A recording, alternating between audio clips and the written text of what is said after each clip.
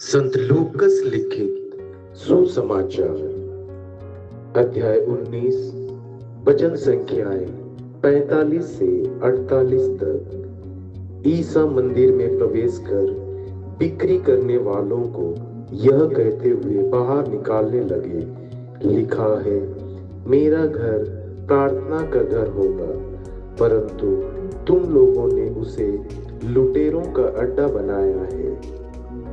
वे प्रतिदिन मंदिर में शिक्षा देते थे।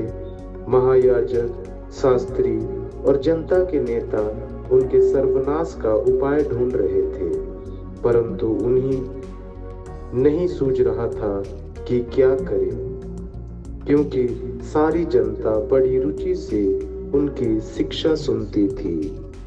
यह है प्रभु यीशु ख्रिस्त का पवित्र सुसमाचार। हे ख्रिस्त, तेरी स्तुति हो।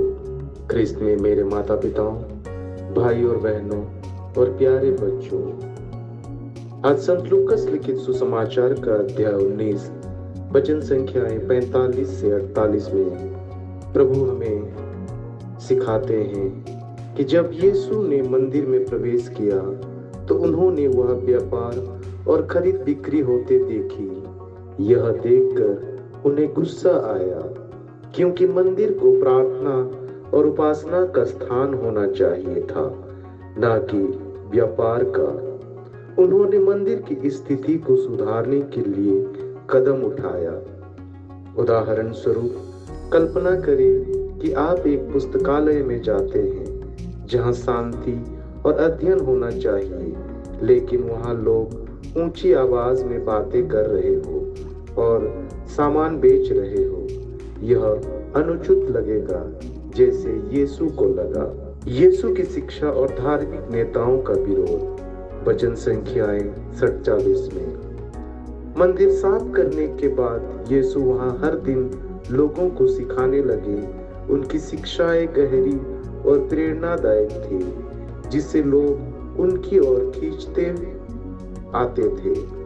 लेकिन यह चीज धार्मिक नेताओं को खटकने लगी, क्योंकि उनकी शक्ति और प्रतिष्ठा को खतरा महसूस हुआ।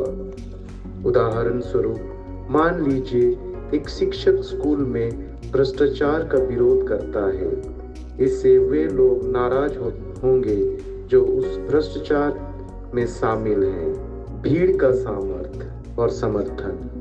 वचन संख्याएं 48। हालांकि धार्मिक नेता यीशु को नुकसान पहुंचाना चाहते थे, लेकिन वे तुरंत कुछ नहीं कर सके, क्योंकि जनता उनके समर्थ में खड़ी थी और उनकी बातें बड़े चाव से सुन रहे थे। उदाहरण स्वरूप, अगर कोई व्यक्ति सच्चाई उजागर करता है और समाज उसका समर्थन करता है, तो उसे दबाना मुश्किल हो जाता है। इस पाठ का मुख्य संदेश इस प्रकार है: पवित्र स्थानों और उद्देश्यों की पवित्रता बनाए रखना जरूरी है। अन्याय और भ्रष्टाचार के खिलाफ खड़े होने की हिम्मत करें। सत्य की शक्ति लोगों को आकर्षित करती है, भले ही वह सत्ता को चुनौती दे।